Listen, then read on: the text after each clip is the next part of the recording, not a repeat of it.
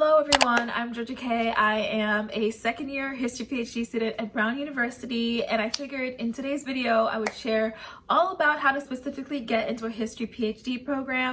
I know that for me, when I was applying, the process was very daunting. I did not know anything about how does one get a history PhD, like what are the specific steps, because I know when I was looking at a lot of content online, it was always for people who are in STEM programs, so people who are trying to get into labs and stuff like that, and it was not as relevant for me as a person in the social sciences or humanities.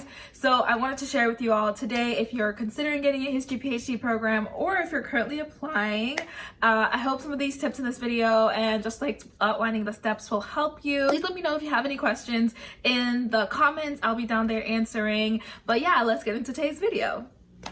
So first I want to talk a little bit about my backstory getting to a PhD program. This will be very brief, but just outlining for anyone who's interested, understanding can you come in with a non-traditional or more traditional background, and what does someone who actually got in looks like.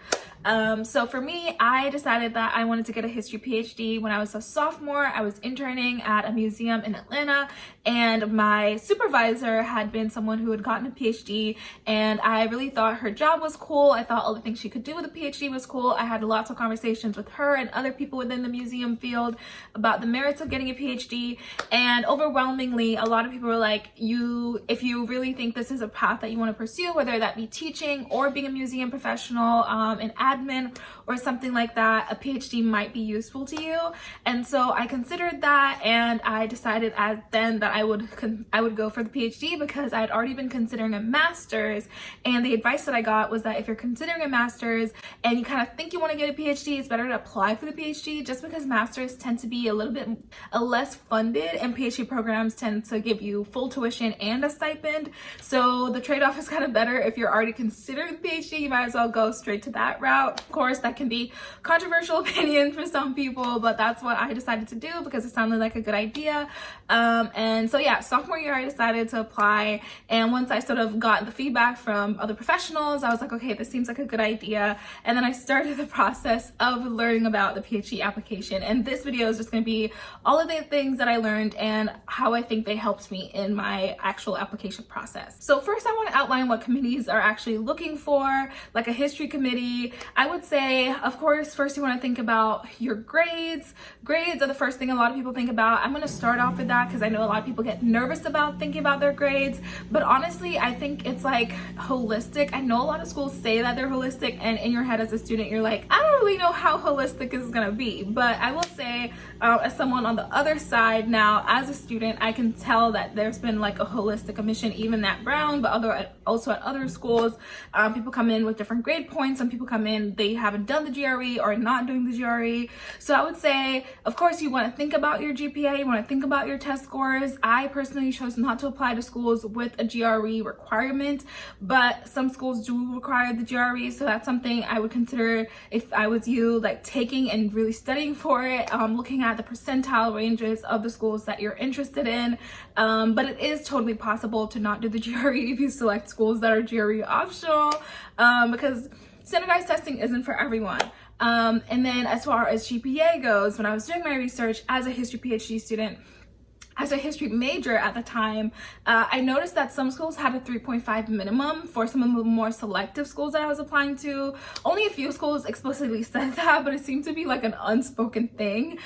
Speaking of your cumulative GPA, I would say a 3.5 is pretty standard. If you have a little bit less than that, of course, you can widen your net. I'm sure you can get in with a less than 3.5, but I do think 3.5 is what I've seen as sort of like a threshold, almost informal threshold for people who are coming in for the PhD. And so take that with a grain of salt. Of course, I think you can make your application stronger in some parts if you feel like you're lacking in terms of your test scores. And of course, if you had something happen during your undergrad years, then you can explain that within your application.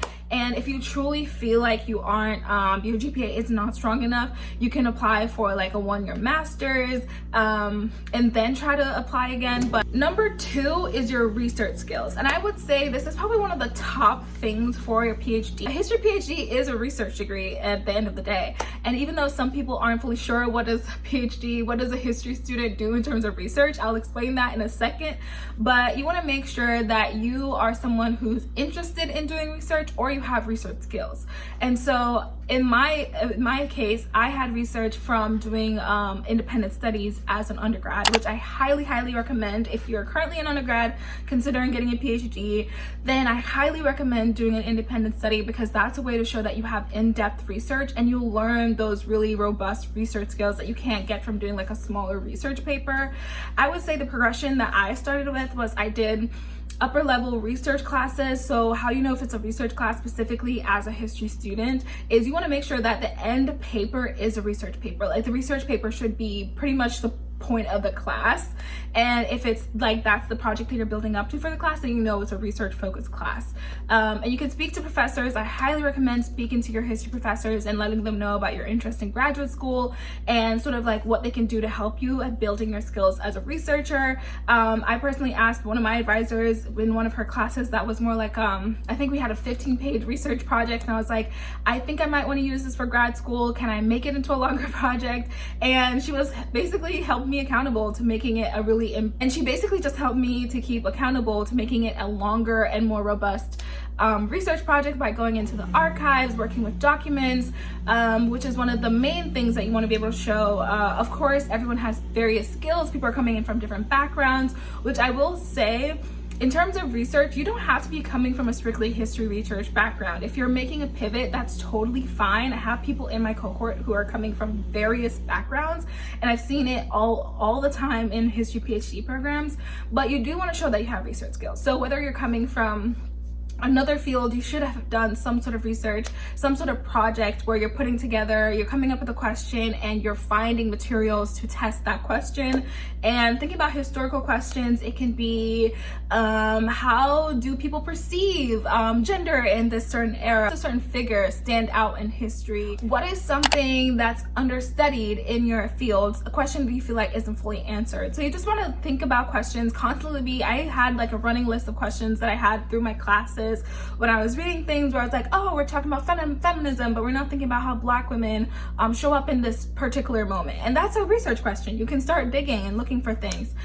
So yeah, talk to your archivist, talk to the librarians at your school, talk to professors, and sort of like start pulling together ideas for research projects, and then thinking about how you can actually complete those projects, because that's the thing that you want to show your committee members, is that you've completed a robust research project. And robust meaning that you've asked somewhat of an original question about some moment in history, some person in history, and you've gone and used like scholarly sources. So it doesn't have to be like strictly archival materials like how historians use, but you want to make sure you're consulting actual other scholars in the field who are talking about the same thing, so you're not just like thinking you're doing this whole research and you have no idea what any other person has ever said on it. That's not really good research.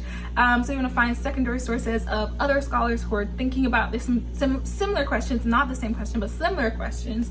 And you want to start looking into scholarly resources, databases, and things like that to start putting together something that looks professional. And of course, if you're unfamiliar with history, we use Chicago. You want to make sure that it's up to Chicago standards in terms of like the formatting, bibliography, and footnotes. And the third thing I would say that you need to consider when applying for a history PhD that the committee is going to be looking for, and it is your leadership skills. And this is something that I feel like a lot of people don't fully think about, because as academics, if you're interested in a history degree, then you probably are a certain type of person where either you like working alone, you're a little bit more introverted, you're very introspective, and that oftentimes doesn't lend itself to people who are super outgoing and constantly trying to like build a personal brand and put yourself out there. But unfortunately, that is a part of it. And maybe not unfortunately, but just like making sure that you're showing up and actually engaging with whatever community you feel inclined to engage with. For me, I did a few things in undergrad, including And for me, I did a few things in undergrad, including student government, and I also started a history club. And I will say the history club was one of like my biggest contributions. And I would say less is more. Like, I know that especially when you're applying to undergrad, you feel like you need to have 7 different extracurriculars, you need to have 100 hours of community service and all of these things. For history PhD, it's a little bit different because I will say research skills and work experience is number 1, and I'll get into work experience, but it's really about the skills that you can bring and less so about like just doing a bunch of crap just to do a bunch of crap.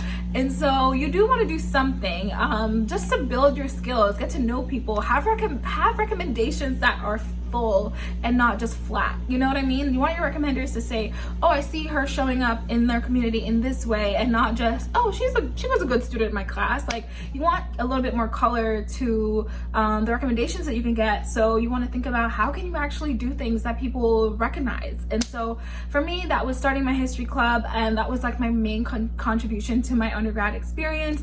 I started history club. I started working with local history organizations, hosting events, hosting speakers.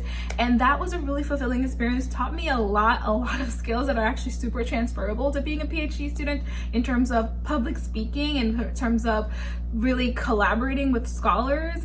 And so, of course, when you do these things that seem, mine was a little bit more fitting, mine was a little bit more of a connection because I was doing a history club. But even if it wasn't a history club, if it was like a theater thing that I was a part of, I could still translate those skills into the things that I do as a history PhD student. So you just want to find something that you truly care about and put your energy into that, as opposed to spreading yourself thin and doing a bunch of things hoping that it'll look impressive.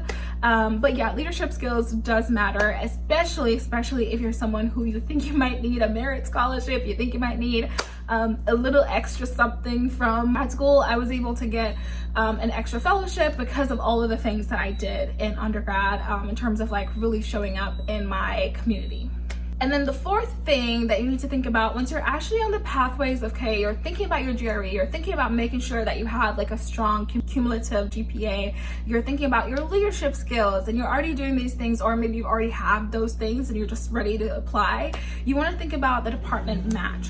So a lot of people think that when you're applying for a PhD, especially since as history PhDs, we're not lab-based, where you're applying to work with a specific person and sort of like your funding is tied to them and everything like that, it's a little bit more loose for a lot of history PhD programs. And so people often think about either the prestige of the university that they're going to, or they're just thinking about, oh, I really like this professor, and sort of thinking about it as if you're going to be attached to that one professor and not the entire school.